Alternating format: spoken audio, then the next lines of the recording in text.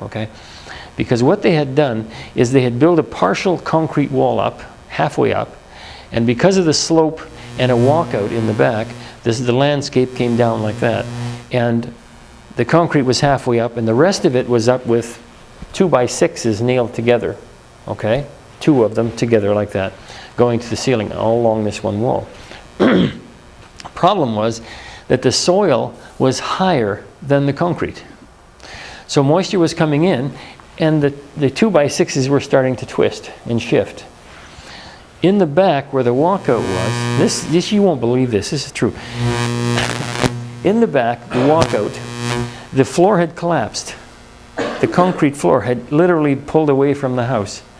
I took a yardstick and pushed it out underneath the wall of the house, between the floor and the house, into the soil.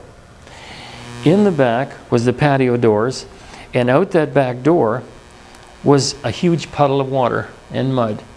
What they had done is they should have never done a walkout, because the main floor was flush with the ground by the street.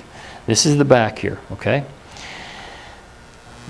They started the houses from the ends of the street, both ends, and worked towards the middle. So the fellow that had the house that I was in the lowest spot. So it was high ground there. In the back walkout, there was a hill going up to a farmer's field, and there were cattle up there.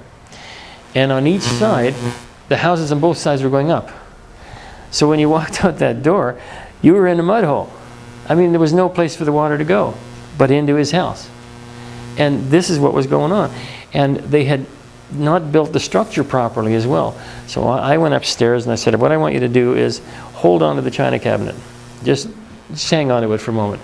And I got up on my toes and slammed my heels down, and the china cabinet almost came down on him, because the structure underneath was not done properly. This whole house was unsafe. So when I showed the building department guy this, I said, you know, you got this and that issue and that issue, and this should have never been done. The water can't travel uphill out of here. So he agreed. So the owner goes to him and says, thank you. He says to the building inspector, thank you very much, and he shakes his hand for agreeing with me. I finally found somebody that will, you know, that understands. And I pulled him back and I said, just a second. This guy, and I don't mean to be cruel, but he approved occupancy on this house through the building department. Building department has to come in and approve these things. And a lot of times it slips through the cracks. This is a brand new house. Now that house had to be destroyed and rebuilt again, okay? I've opened doors and the whole frames come down on me. I've come into a house where a fellow was a builder. He was an old retired builder. And he comes to the door and he says to me, I don't need this. And I said, what? He said, look. And he shows me his wife sitting in the kitchen. She's crying. And I went in and I said, what's wrong? She said, my husband used to take care of me, and he doesn't anymore. I said, what do you mean? We always took care of this stuff, you know. Anyway, every time he talked to the builder as well, the builder would come and start cursing at him. They would swear at each other and get nowhere and slam the door, and it was just back the same way it was. So what we did was we got these, I told these guys, I said, look, you and your wife go to Florida over the winter. Go to Florida. You got a son here, I'll talk to him. Go to Florida, we'll cure everything by the time you're back. So what we did was we went to the builder and said, here are the issues. I'm a building inspector and I'm also been a builder for over 20 years. Here's the things. Now I know how to speak their language. I mean, they do have different terminologies in a lot of things, and they will listen to someone who's experienced. Anyway, they cleaned it all up.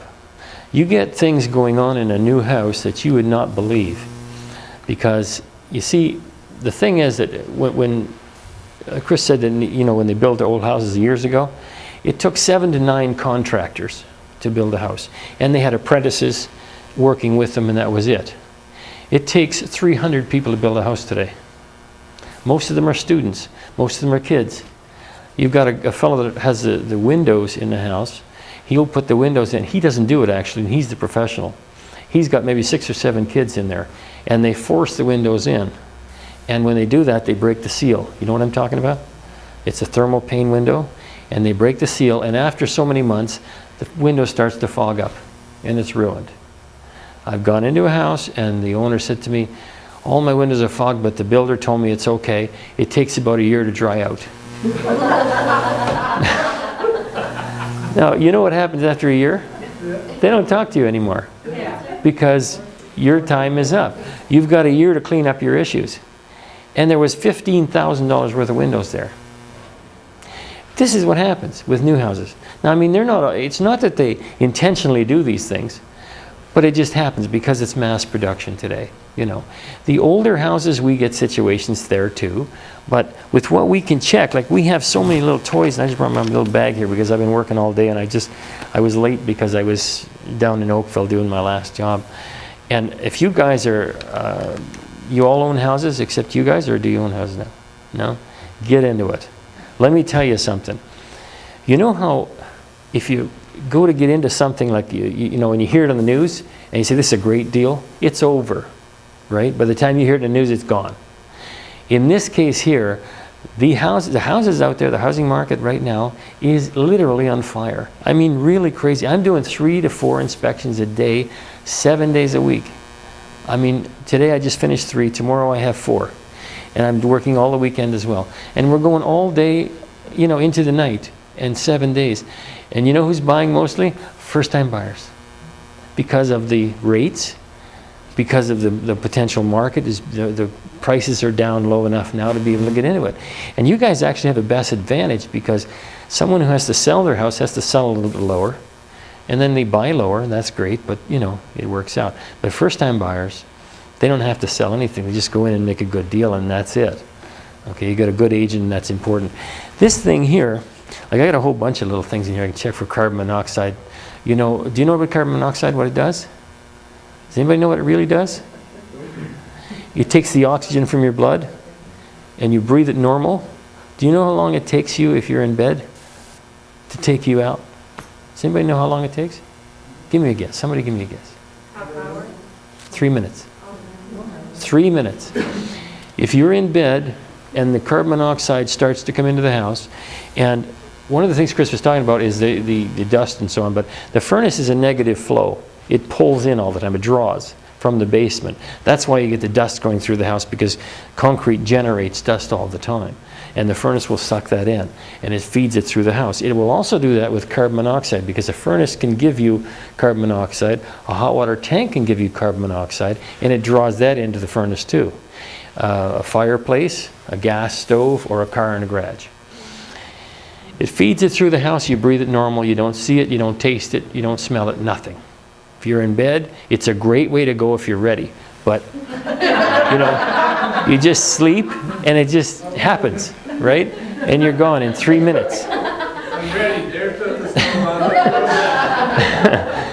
But, you know, the other thing too is because of what it does to you and takes the oxygen from your blood goes to your brain, you become dumb very fast. And I don't mean that in a cruel way, but you're totally disoriented. We've had people wandering around upstairs on the second floor, can't figure out how to get out of the house. They can't. They just lost. And, you know, I mean, again, I got so many stories, but I won't tell you all those things are boring. But, well, I'll tell you one. A fireman now, these guys should know better. Anyway, all week, it's been weeks, his carbon monoxide detector was going off. So he comes in the house with his big machine from his truck, and he checks around, there's nothing wrong. So the next day, or a couple days later, it goes off again. He checks it again, there's nothing wrong. Well, one morning, a Saturday morning, he had to go in early. Okay? So he thought, I'm not going to have everybody wake up again, so I'll just pull it out. This is true. He told me this. This is the owner when I was doing an inspection in his house. And it brought tears to his eyes just to tell me this. He said, I almost killed my family. He had 2 children and his wife. What happened was, he decided he'd pull that out not to wake them up on the weekend like this. But the difference in this case was that they were all slept in. Because it was Saturday, they didn't have to go to school, nothing was going on. So they all slept in late, and then they got up and started to, you know, do things and whatever, but it was too late. They all collapsed. He came home about, I think it was about 1 o'clock, and he found them all unconscious, his wife on the floor and the 2 children on the floor as well. And he took them out and he saved them. But what the difference was, is because kids and parents get up early in the morning all during the